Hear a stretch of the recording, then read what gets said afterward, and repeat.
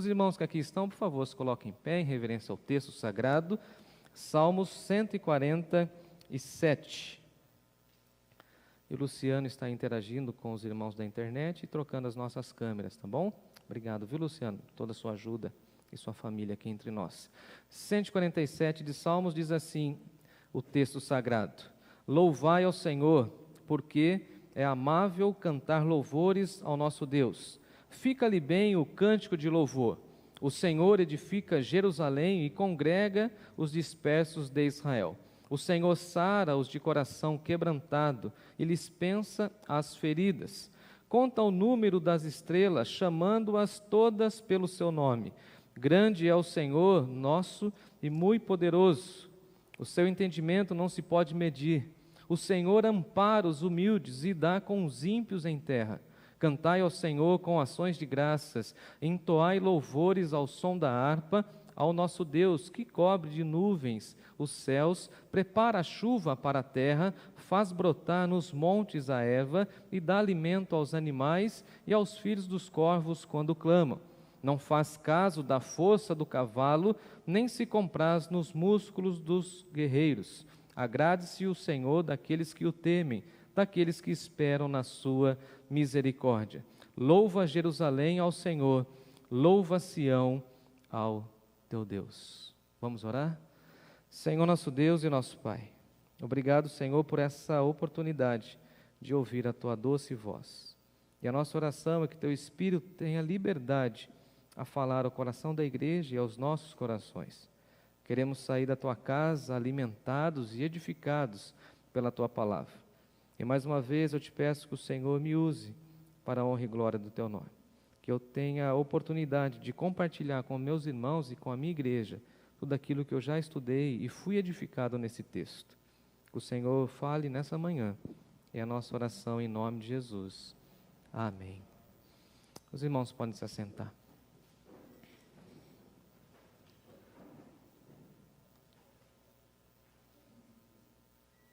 Vários irmãos chegando e nós louvamos a Deus por isso. Esse salmo começa com a expressão louvai, que também no livro de Salmos ele é considerado, essa expressão é considerada aleluia.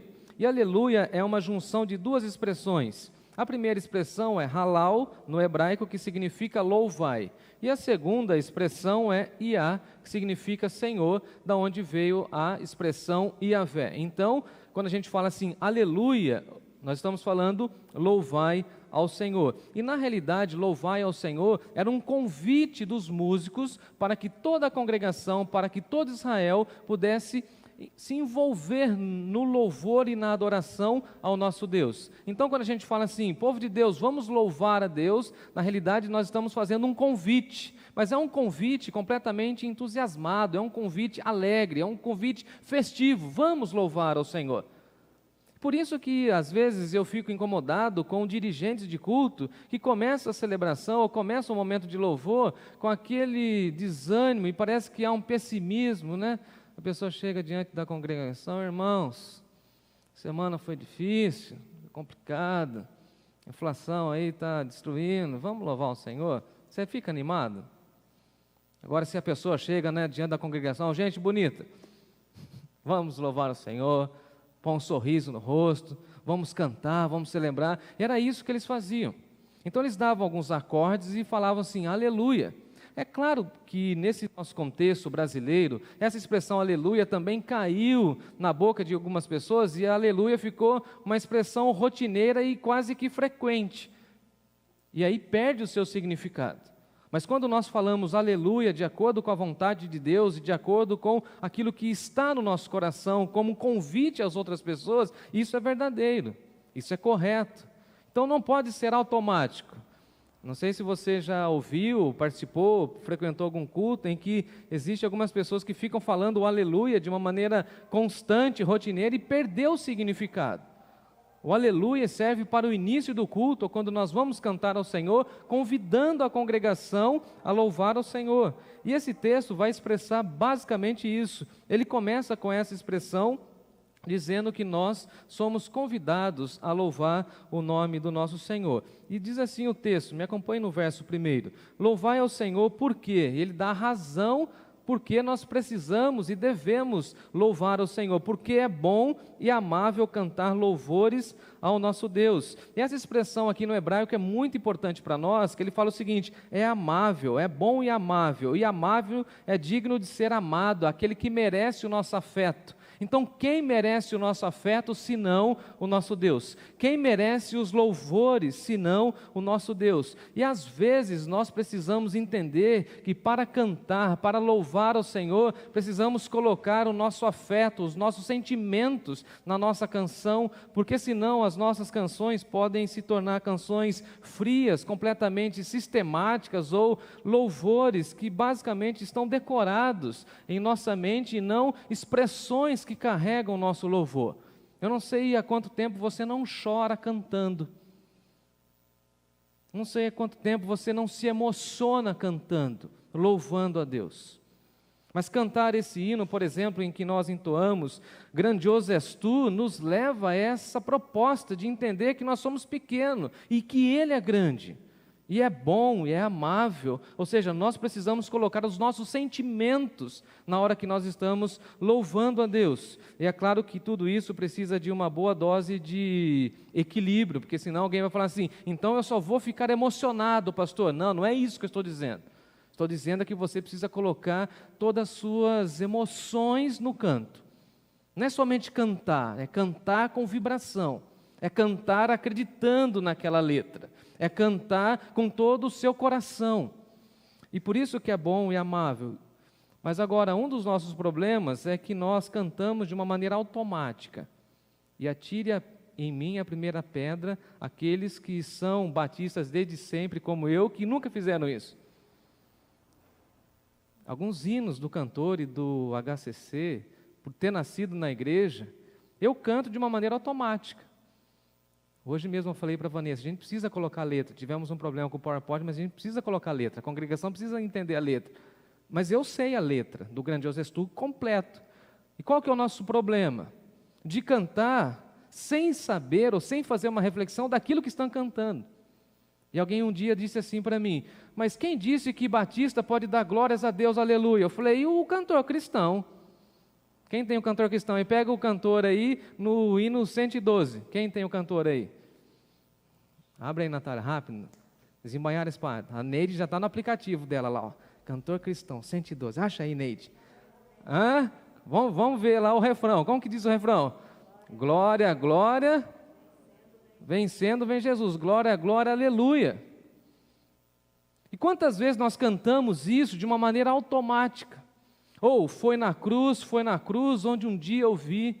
Em Jesus, amigo, temos, mais chegado que o irmão, e cantamos de uma maneira automática e não com afeto.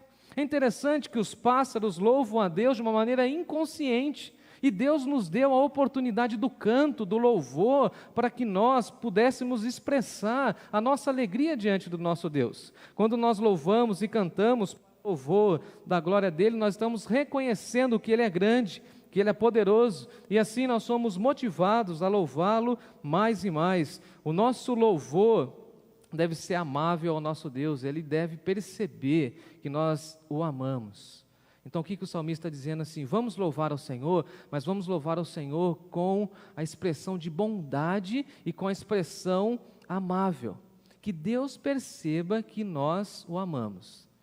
Deus do céu olhando para nós hoje, a Igreja Batista Nova Canaã, e falando assim: esse povo me ama.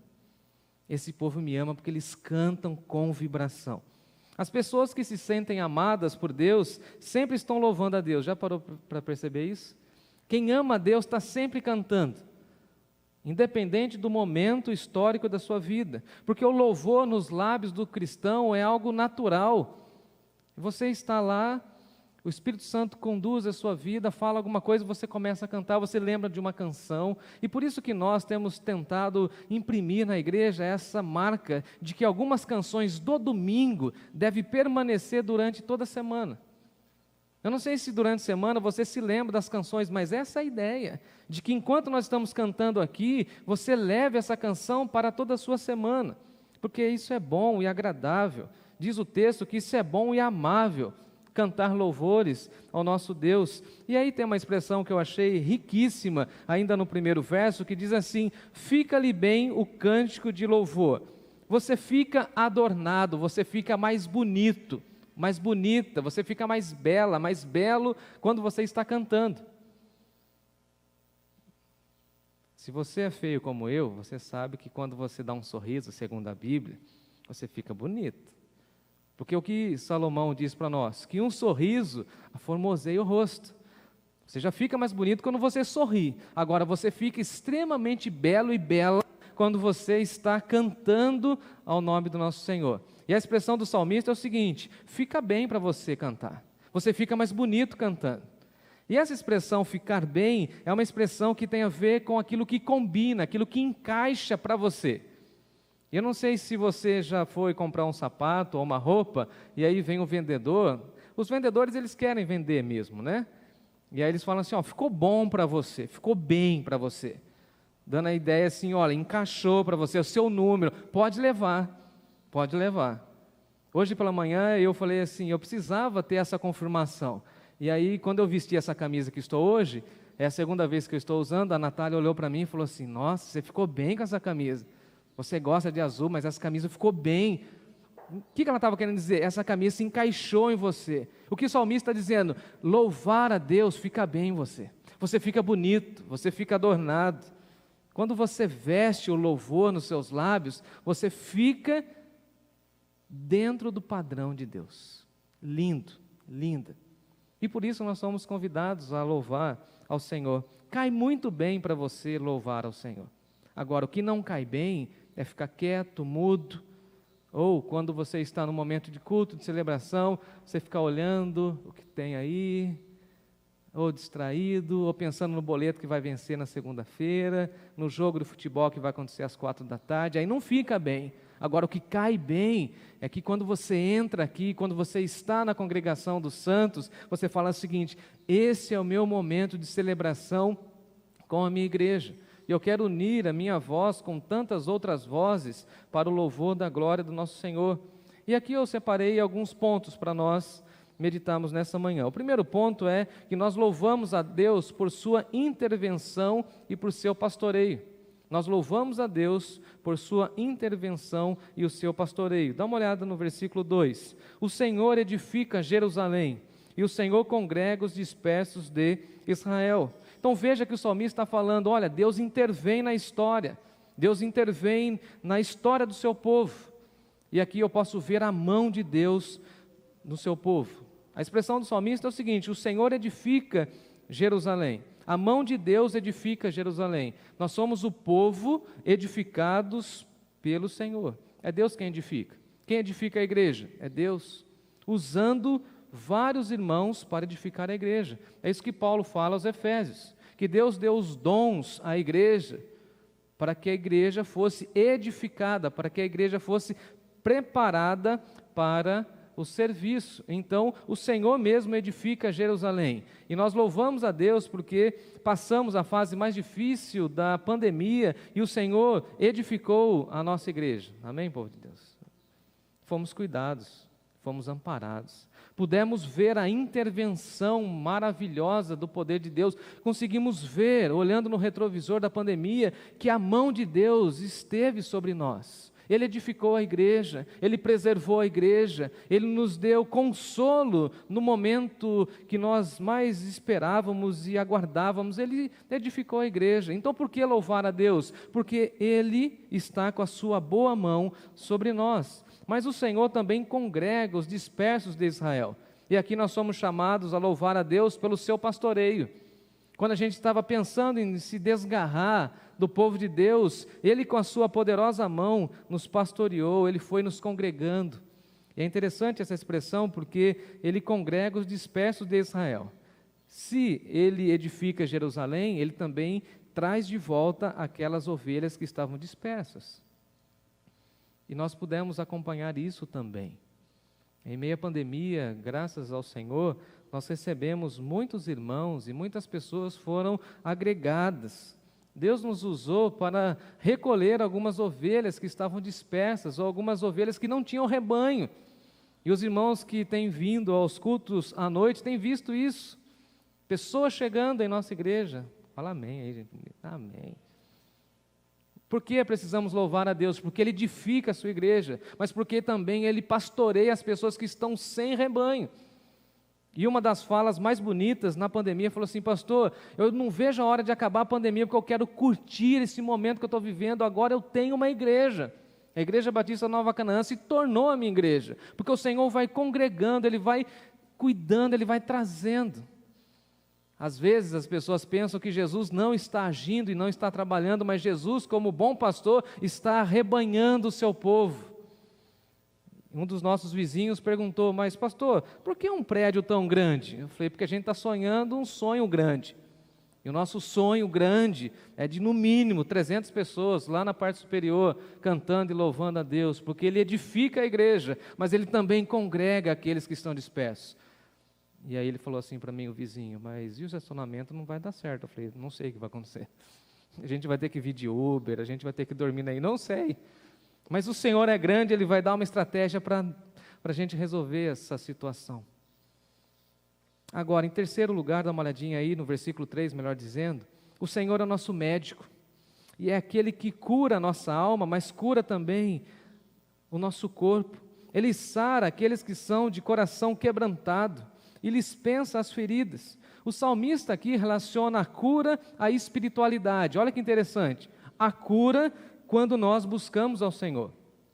Eu gosto do apóstolo João, quando ele diz o seguinte: se confessarmos os nossos pecados, Ele é fiel e justo para nos purificar de toda a injustiça e para nos sarar.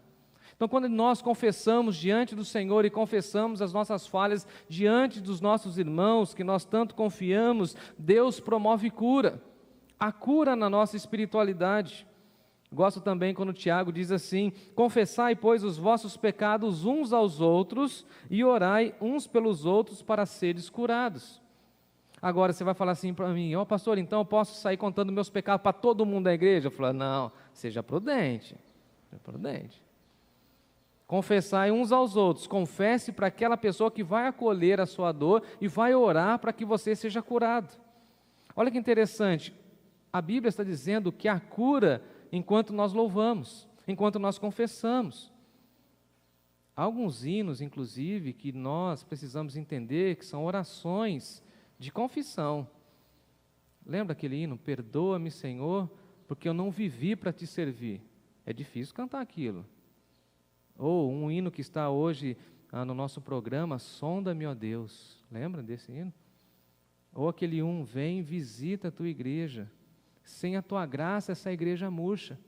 E aí eu estou sentado lá cantando, estou falando assim: nossa, eu não estou fazendo nada pela minha igreja. Eu não estou sendo um agente da graça de Deus. Ou estou agindo sem confessar os meus pecados diante da comunidade.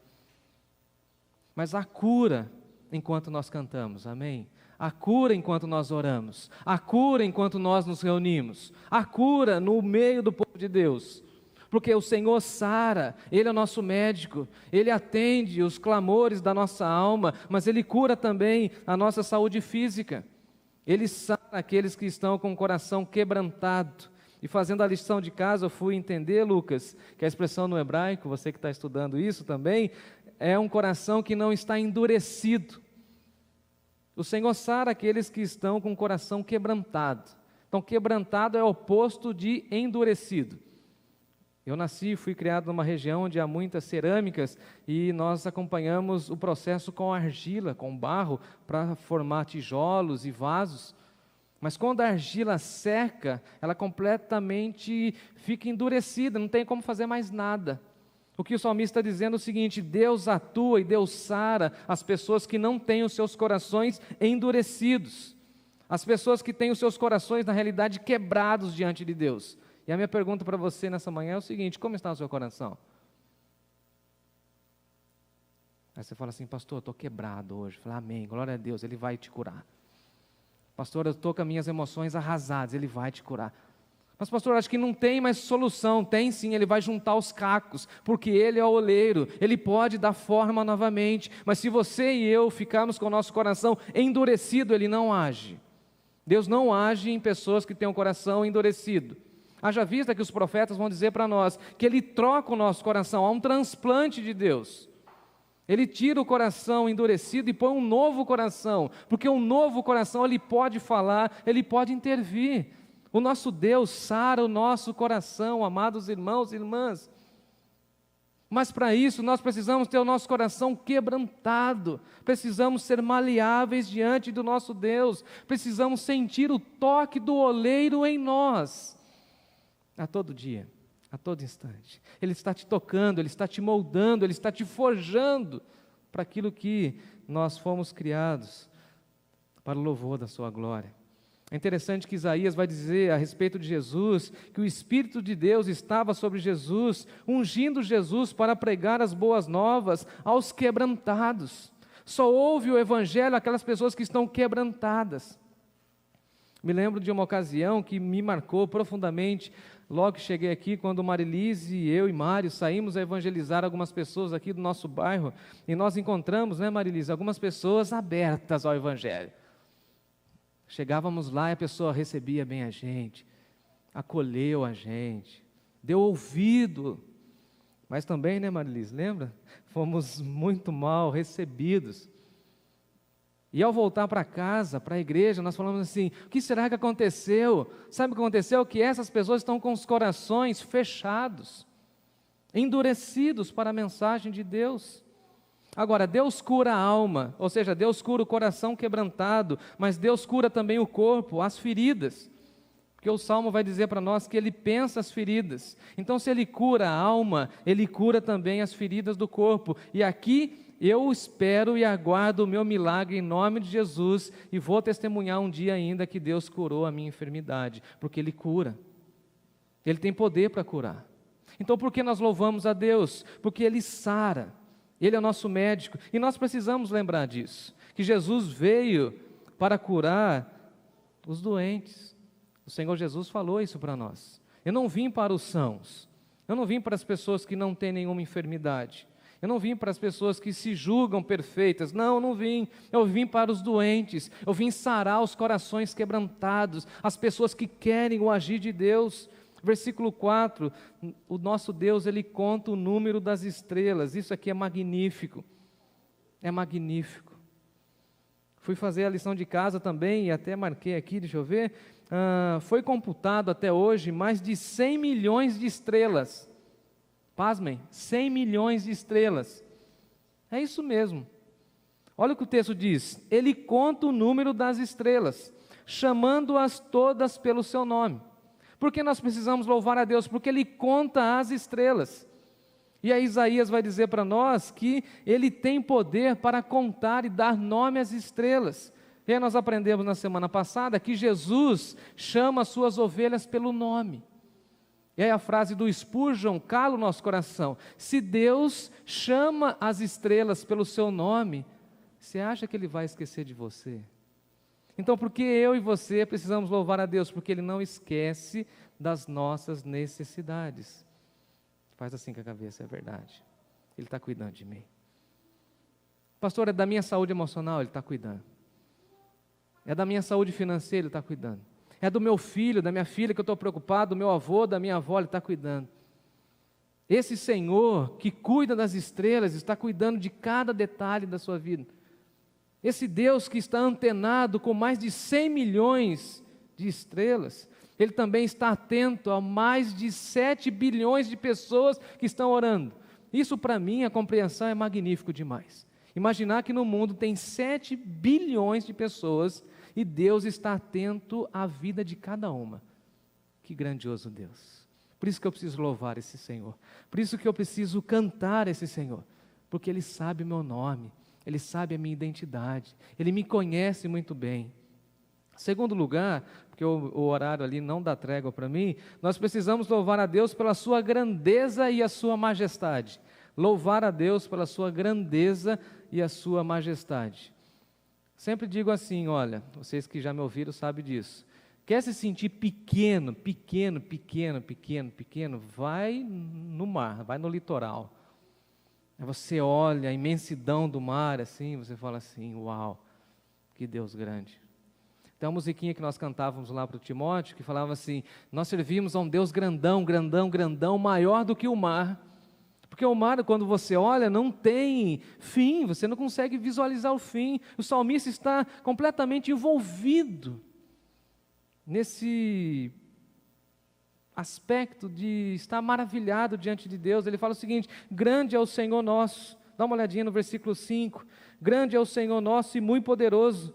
O salmista vai ressaltar que Deus é poderoso e nos chama para louvar a Ele, que é o Todo-Poderoso. E nós precisamos reconhecer que Deus detém todo o poder, tudo está em suas mãos, e conforme disse o apóstolo Paulo, nada acontece sem a intervenção de Deus, e Ele faz tudo como lhe agrada. O que nós precisamos entender é que o nosso Deus é grande. Ninguém consegue, olha o que está aí no versículo 5, ninguém consegue medir o seu entendimento, e nem se pode medir o seu entendimento.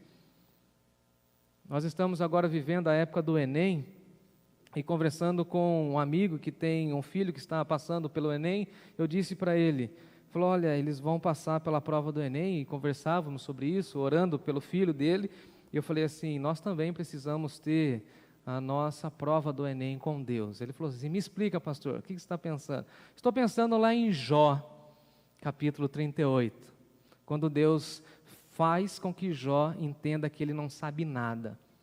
Aí a frase poética que alguém já disse, né? Eu só sei que nada sei. Ô Jó, você sabe quem colocou as listrinhas lá na zebra? Ô Jó, você sabe? Você pensa que você sabe muita coisa? Vamos fazer um teste do Enem. Você sabe quem colocou as listrinhas lá na zebrinha? E que nenhuma zebrinha tem a listinha igual a outra? Ô Jó, você sabe? Não, não sei. Você sabe quem colocou os limites no mar para que o mar não avance, Jó? Não, não sei. Você sabe que todo ser humano carrega uma impressão digital e que ninguém tem a mesma impressão igual a outro, ou seja, eu sou extremamente grandioso, Jó. Você sabe disso? Aí Jó fala assim, não, não sei. Você sabe que eu estou cuidando das moléculas, dos átomos, dos genes e de tudo, tudo passou nas minhas mãos, Jó. Aí Jó fala assim, não, não sei, Senhor. E eu falava daquilo que eu não conhecia, mas agora os meus olhos te veem. Que arrogância nossa querer ter o entendimento das coisas de Deus, entender como Deus age. Passaremos a vida toda e não entenderemos, e nem compreenderemos o tamanho da sua sabedoria. O Lucas já falou, já pregou nesse texto, mas quando Paulo diz assim, quão insondáveis são os teus juízos, e quão inescrutáveis são os seus caminhos. E a pergunta de Paulo é a seguinte, quem conheceu a mente do Senhor? Quem foi capaz de entender a mente de Deus? Ou quem foi o conselheiro de Deus, mostrando que Deus é grandioso? E eu gosto mais uma vez de Spurgeon, quando ele diz assim, um Deus, e ele coloca com D minúsculo, um Deus que pudéssemos compreender, não seria Deus. Aí você fala assim, eu não consigo compreender tudo de Deus, que bom, porque aí você entende a sua pequenez. O que o salmista está dizendo para nós é que o Senhor é grande, e que ninguém pode entender a sua grandeza, e nem esquadrinhar o Senhor, não se pode medir. E aí vem o ser humano arrogante e pensa que com a nossa régua, com a nossa trena, a gente vai conseguir medir o entendimento de Deus. Aí você fala assim, não, eu já estudei, eu conheço um pouco da filosofia, da química, vamos entender como Deus age. Alguém consegue? Fui numa consulta médica essa semana, estou tentando encontrar o caminho aí para o meu tratamento, e uma médica que eu conheci, muito inteligente, capaz, muito jovem, muito interessada no meu caso, eu falei assim para ela, e contei todo o meu caso, ela falou assim, olha, o corpo humano é uma máquina, nós estudamos medicina, mas na realidade a gente precisa pedir orientação de Deus, porque a gente não pode compreender, não dá para entender tudo. A minha pergunta ignorante para ela foi o seguinte, doutora, me explica por que isso acontece, me explica por que eu tenho esse sintoma. Ela falou assim, quem diz para você que eu tenho todas as respostas? Deus falando por meio da médica. Às vezes nós estamos diante de Deus querendo encontrar todas as respostas, e nós não teremos, porque Ele é grandioso, Ele é sábio, Ele é santo, e nós não entenderemos tudo. Agora, o Senhor ampara os humildes. Para a gente compreender a grandeza de Deus, a gente precisa ter muita humildade. Sim ou não? Muita humildade. Dá uma olhadinha no versículo 6. Vou até tomar água. O Senhor ampara os humildes e dá com os ímpios em terra. É isso mesmo.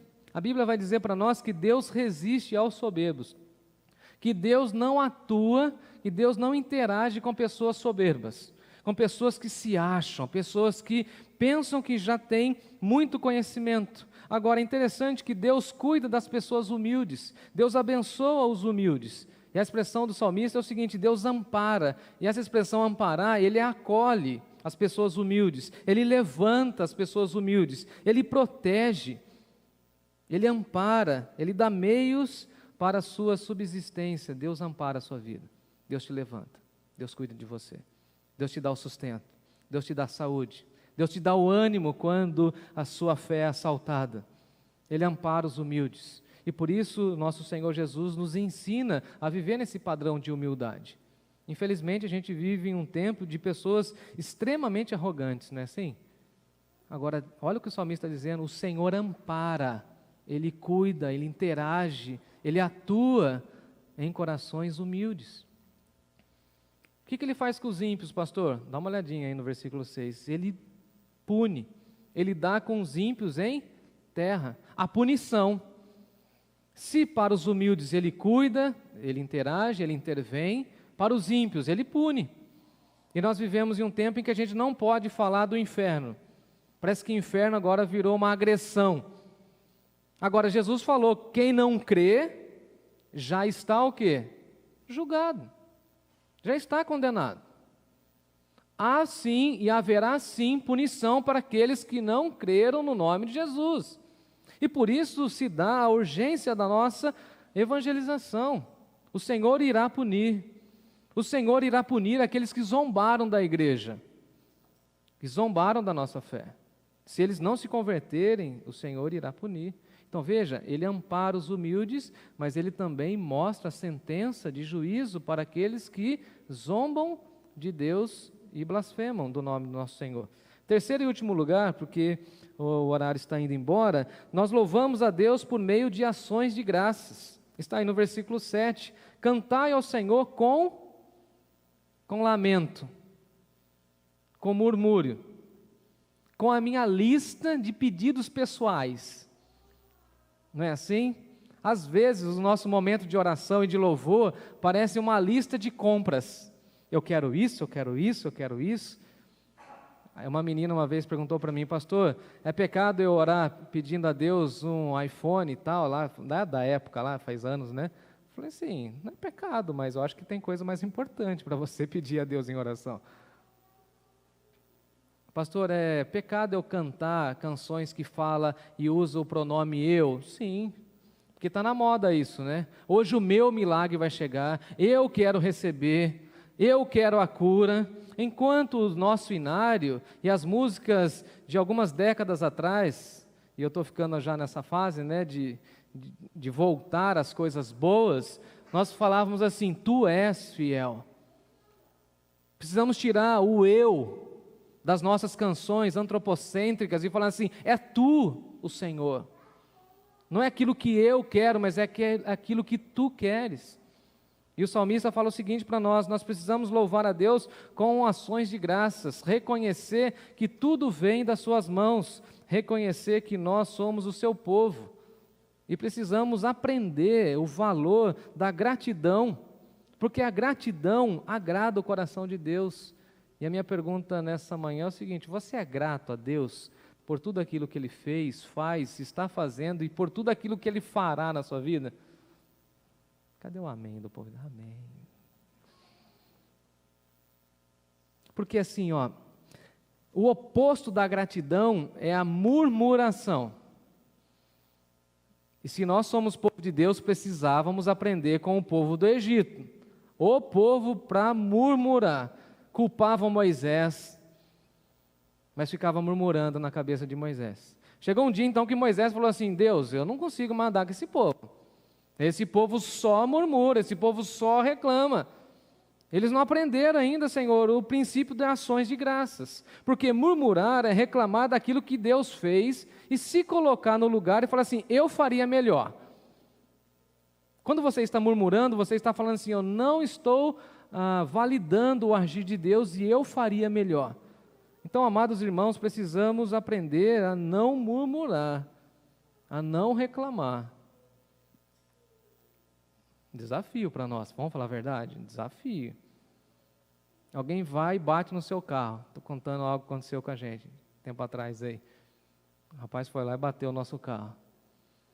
Aí o seguro não cobria a franquia. Aí o sujeito deu um telefone que não atendia mais. Aí o sujeito, eu descobri que era um baita de um safado. O que veio o coração? Murmurar. Por que eu estava naquele dia? Por que não sei o que e tal? Senhor, obrigado. Olha a atitude cristã. Obrigado, Senhor, que não aconteceu nada com a minha família. Foi só um dano material, a gente vai cuidar disso. Vem um diagnóstico complicado, a gente fala assim, Deus, por quê? E a gente fala assim, não. Obrigado, Senhor, porque o Senhor deu capacidade para os médicos cuidarem da nossa vida.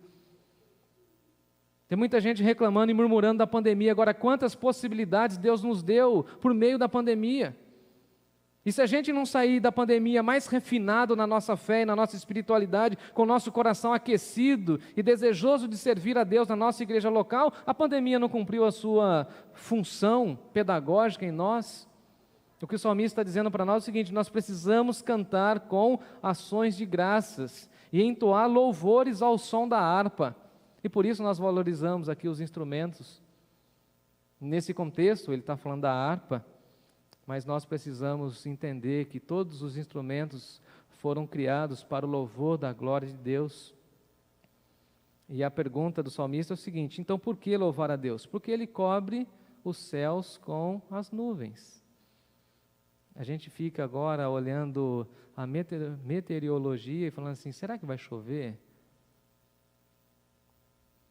Alguns fazendeiros em nosso país estão contratando uma tecnologia israelense para pegar aqueles aviões que eles têm e jogar lá uma química, não sei o que, nas nuvens, para que as nuvens derramem a chuva. E a Bíblia vai dizer para nós, o nosso povo precisa agradecer a Deus, porque Ele derrama a chuva.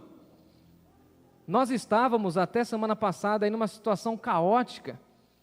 A cidade de onde eu vim agora, Bauru, não tem água. 3 dias sem água para 1 dia com água na torneira.